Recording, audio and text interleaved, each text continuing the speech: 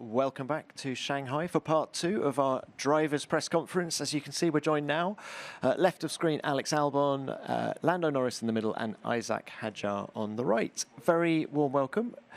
Lando, if we could just come to you first. The perfect start last weekend in Melbourne. Did you get a chance to have a bit of a celebration Sunday night, or was it straight on to Shanghai? No. I've actually been in Taiwan for a few days, just relaxing and recovering and getting ready. Nothing to celebrate about. Just a few days to get ready for round 2. Tell us about round 2. I mean, it was amazing last weekend. Just how confident are you of maintaining that level of performance here in Shanghai? I'm hoping we can do better, and I'm hoping it can be a bit easier. Can you tell us more about where you think you can go better? Because you got the Grand Slam last weekend. It was pole, race win, fastest lap. Where do you think you can improve? I think as a driver, you're always at the limit of your car and what your car can do. So you're always trying to look at places to improve. I guess I'm trying to look at things I can do better. My start was good. Was it perfect? No. But it was clear where I lost some of my performance in the launch. And then just from a car point of view, the car's doing and performing well, but it's still extremely difficult to drive. We know in certain conditions, like in the wettest conditions, Max was just as quick as us. In the dry conditions, we were a bit better. So just making the car a little bit more predictable and a little bit more comfortable. But he said a good point. I can't complain of the whole thing. He said it's at a good level, but between Oscar and myself, there are things that we both comment on, which gives the guys and the girls back in the factory a clear direction on what we want to improve. And I guess, yes, the car's great, but we always want more. Lando, good luck this weekend. Thank you for that. Alex, let's come to you now. Great weekend for you and Williams in Melbourne. Were you surprised by the pace of the car? No, not totally. I think that to get the Ferraris in qualifying, yes, but I think we always considered ourselves to be best in the midfield. I'd actually say on the other side, I think the RBs and Alpines were maybe a bit closer to us than we would have liked. But that's a great issue to have. I think we've been a bit more comfortable generally with the car this year. The feeling with the car is much better, and even though there is a bit more downforce on the car, I think it's just a bit more usable, and that's where we're getting a bit more confident with it. I say, where is the car better? You say there's more downforce. Has that translated across both qualifying and the race, or is there one particular area that you think you're going to be stronger this year? Truthfully, I think the race car is better than the qualifying car. I think we put more attention into the race car this year. Our long run pace in FP2 was very strong in Melbourne relative to the midfield. We still have a clear gap to the top teams, but it's always the case when the midfield teams seem to be a bit slower comparatively to the top teams in the race and in qualifying. It was a shame we couldn't use that. You don't see that, especially because of how Sunday mixed conditions were playing a part. Maybe we'll sit here in China with a bit more of a consistent weather. Because that's actually where I think our cars improved the most. And Alex, in terms of your own development, how useful is it for you to have a fast, experienced driver alongside you for the first time in many seasons?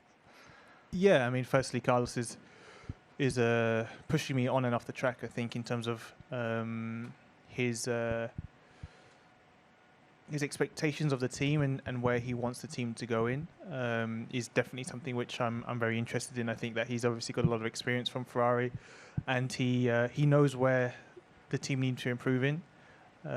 So for me, there's definitely a feeling that I'm also learning from Carlos as well.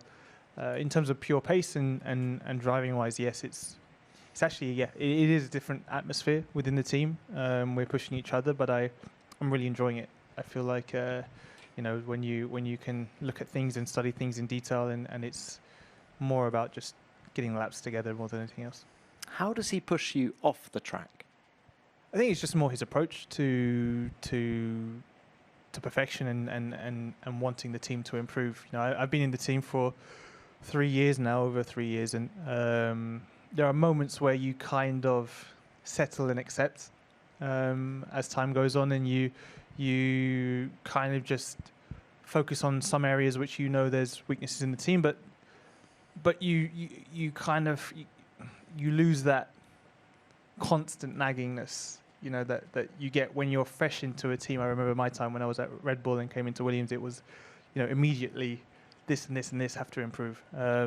Whereas now it's kind of like, well, I know this is how it is, and I need to focus on these areas. I think in that sense, where Carlos is pushing, it's kind of brought me to also remember and focus on areas that not to settle on, and to push the team forward. And you know, our goal at the end of the day is, well, end of the year is to become a top team coming into 2026. And to do that, we do need to make big changes. What about this weekend then? Very Keith? different circuit. Yeah. So it's for me, it'll be very interesting to see where the car falls out this weekend. I think Melbourne and China as a layout, lots of long corners around here. The tyre takes a punishing around here as well. Not much chance for the tyres to reset, to cool down after. There's not really long straights. Well, there are, but it's not as equally spread out as it is in Australia. So yeah, I think it'll be a good test for us to see where the car's at. All right, good luck. Thank you for that. Isaac, let's come to you now. A tough moment for you on Sunday, but you've endured many tough moments in your career en route to Formula One. So how quickly were you able to turn the page? I would say on Monday already felt quite a lot better, especially knowing that it's a back-to-back weekend. So I've got to run it back, you know, quite early, not having a month to dwell on it. So no, quite quickly, I would say.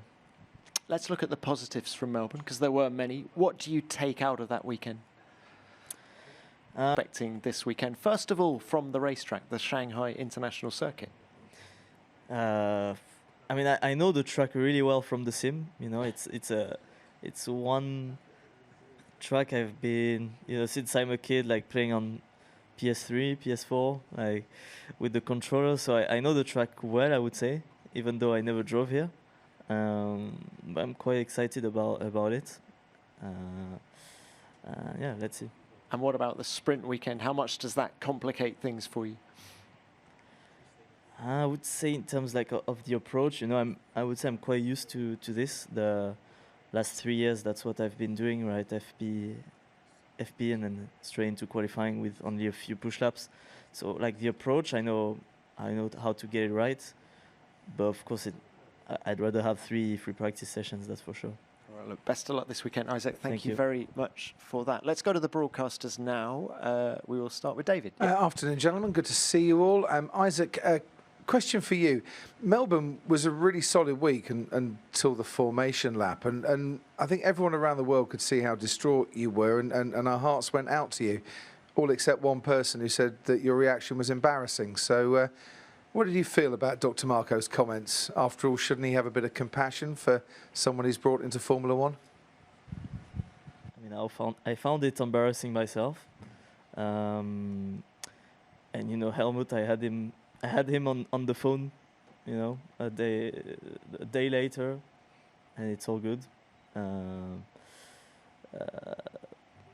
You know, I mean, I know him since a few years now. I'm used to, you know, I know how he works, and also another point. I think he said that in a, like, he was speaking German. It was reinterpreted differently.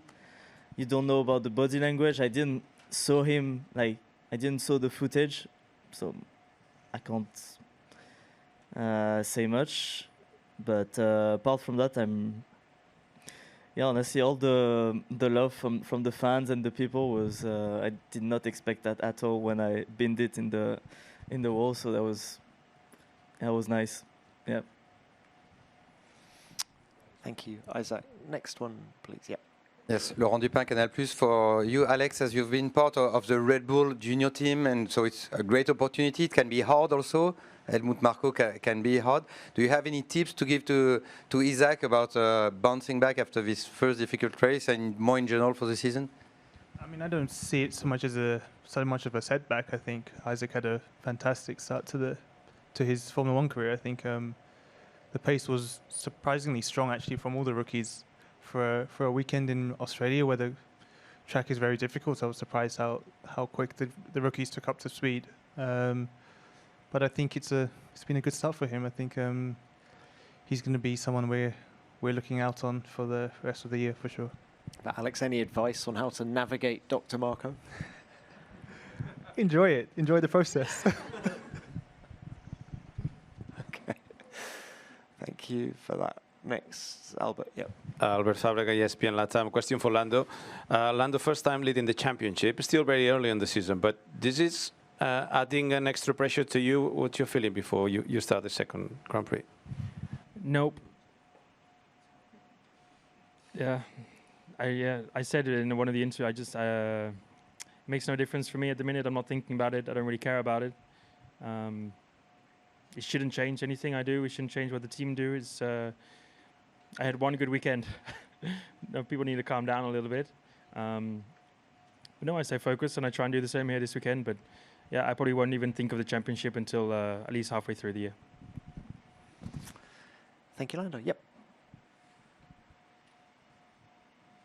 Hi, Lando. Do you think this new technical directive on the wings are going to change much on the car balance and speed? Or Nope. It's we don't have to change anything. Ours is fine. In fact, ours was probably too good, and we probably are not pushing the limits enough, honestly. So no, already if this technical directive was applied for last weekend, we'd also be fine. So it's not directed at us, it seems. It's directed at other teams.